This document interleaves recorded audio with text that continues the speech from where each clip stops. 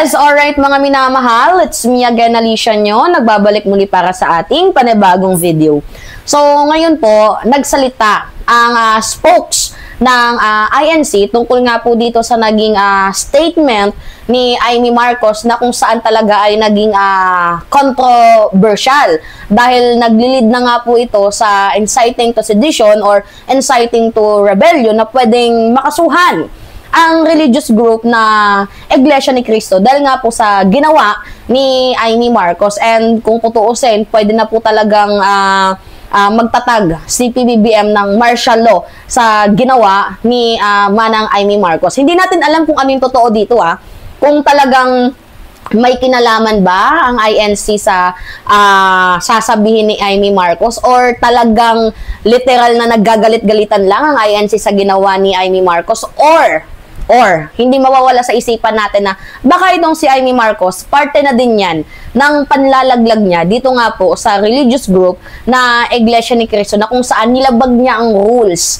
na, 'di ba, maging democratic sa pananalita. Dahil nga, 'di ba, sabi ko sa inyo, kung i-connect natin yung mga dots, talagang tinatawag ng INC, ng religious group na to, na itong si Imee Marcos ay walang respeto or sa madaling sabi, parang bastos, 'di ba? Yan ganyan po ituring at tingnan ng religious group itong si Imee dahil wala naman daw po sa usapan nila na magkukukuda ng paninira itong si Imee laban sa kanyang kapatid kasi yung aim ng religious group na yan, ng rally na yan, ng peaceful rally na yan is for transparency and for public accountability, which is yung kanilang ang tinutukoy, yung gaalang yung pag-usapan natin. Diba? Kahit nga itong si Katunying nagsalita na bastos ka, Imee. Diba? Parang hindi mo nire-respeto ito nga pong pamunuan dahil paulit-ulit nang sinabi sa'yo. Diba? Na dapat ito yung dito lang tayo mag-focus at imbes na makabuti sa imahe ni Imee Marcos, abay mukhang mas napasama pa siya lalo dahil alam niya na palang gumagamit si PBBM daw ng pinagbabawal na gamot. Bakit tinandem niya pa kay Sara Duterte? Bakit ngayon niya lang daw nilabas? So, to make the long story short, madami po tayong haka-haka dito. At madami mga lumalabas na usapin na mayroon daw pong nagagalit kay Imee Marcos, especially na nga daw po yung pamunuan. Meron daw pong ititiwalag dahil sa ginawa ni Imee Marcos at meron naman daw pong nagsasabi na parte daw po ito ng pagpapabagsak ni Imee sa religious group ng Iglesia ni Cristo. Yan yung hindi natin ma-confirm. Pero ito yung totoo mga minamahal. Nagsalita na po yung spokes ng INC tungkol nga po dito sa pasabog ni Imee. At ang sabi, yan mga minamahal, INC spokes sa pasabog ni Senator Imee kontra kay PBBM, labas sa pinag-usapan ang sinabi ni Senadora. Uulitin ko sa inyo mga minamahal. Diba nagsalita itong si Katunying, paulit-ulit sinabi ng organizer na yung sasabihin lang dito is tungkol sa GAA, sa General Appropriation Act. At walang mga naunang nagsalita na puro paninira. Diba? Mga minamahal, yan yung sinabi ni Katunying. Sabi ko nga sa inyo, pinakita ko yung video. Wait lang. Ipapakita ko pa ba? O, sige, para mayroon tayong proof. Para maulit muli. O, sige, dito tayo mag-focus, mga minamahal. Okay, sige. Ito, sige, wait lang. Mismo ang pamunuan ng Iglesia ni Cristo ang nabigla. Nabigla doon sa sinabi niya dahil hindi naman yun ang paksa ng kanyang tatalakayin dapat. Tungkol sa hanggang bago umakyat pa na si Senator Imee Cumbachero, nire-remind siya na stick with the topic Ang topic ay General Appropriations Act lang. Ibang mga speakers dito mula pa kanina at pati mga speakers kahapon ay walang binabanggit tungkol sa destabilization, pagpapabagsak sa gobyerno. Totoo nga ayaw ng INC na pabagsakin ng gobyerno, hindi ganun ang layunin. Hindi ganun ang layunin. Umuo naman daw. Umuo naman. Kaya daw, yung pala mismo, laman ng kanyang speech. Kaya sulat. Ang nangyari kung ba't So meaning, kung hindi alam, eto lang mga minamahal, in my own opinion, kasi komento ko to. Kung hindi alam, dito na tayo, give the benefit of the doubt.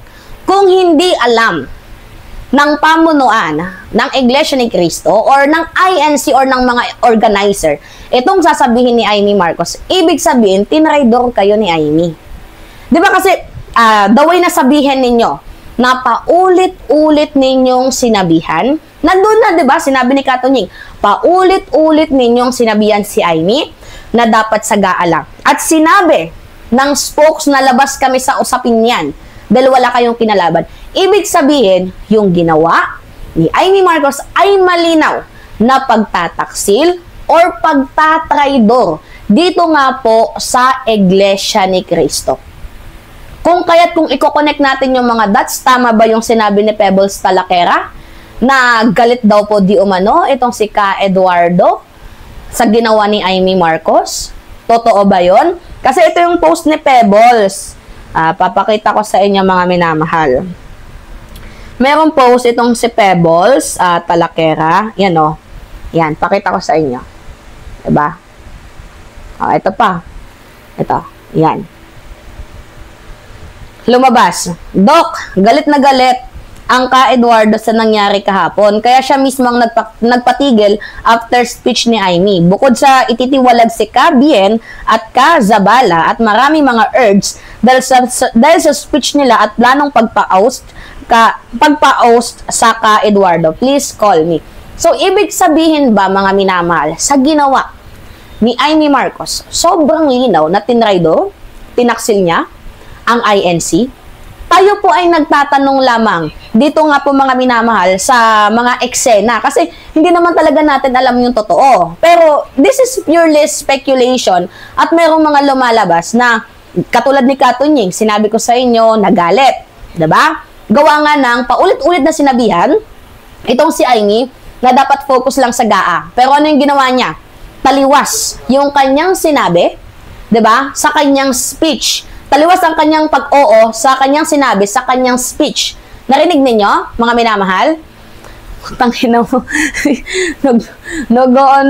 May tao kasi dyan eh. So anyway, mga minamahal, napapansin ba ninyo na itong si Amy may lihim kaya na galit dito sa INC? Kung kaya tinraidor niya na lang, kung totoo man na may pagtatraidor na nangyari. Kasi mismong spokes nang nagsabi na wala at labas yan sa usapin namin. Diba? Ipakita ko nga sa inyo. Spokes na yung nagsabi, na ayan si Spokes sa pasabog ni Senator Amy, labas sa pinag-usapan ang sinabi ni Senadora. So, meaning to say, ang ginawa ni Amy Marcos ay malinaw na pagtataksil sa pamunuan, sa mismong rally. Abay, nakakabastos yan. Kung ganyan, sa harap-harapan ninyo, ay binabastos kayo ni Amy Marcos. And I think, dapat pinatayan nyo yan ng mikropono. Diba? Dapat pinatayan nyo yan ng mikropono. Pero ano yung nangyari? Patuloy nyo pa din pinag-switch. Pero anyway, kung ako din naman yung tatanungin, ako yung nag-invite. Hindi ko naman pwedeng sabihin na patayin yung mikropono kasi in-invite ko yung tao.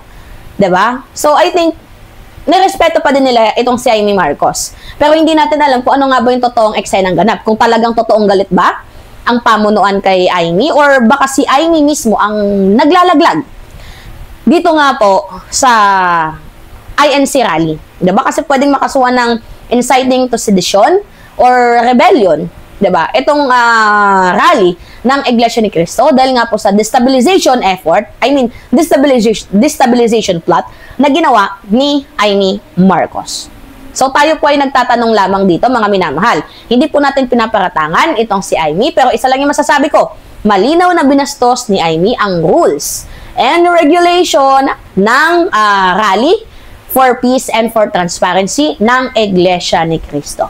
Alright mga minamahal, yun po. Pahingin lang po ako ng comments, likes, and share. And also, don't forget to click the subscribe and always nyo pong i-hit mga minamahal ang notification bell para lagi kayong na-update sa mga video na ina-upload natin. Maraming salamat at ingat at sa mga Team Replay. Yes, so ulitin natin. Syempre, kailangan batiin natin yung mga Team Replay. Maraming salamat po sa inyong walang sawang pagsuporta sa ating munting channel. At na-reach na po natin, yay! Itong 350,000 subscriber dito nga po sa YouTube. At malapit na tayong umabot. Konting push na lang dito sa 400K.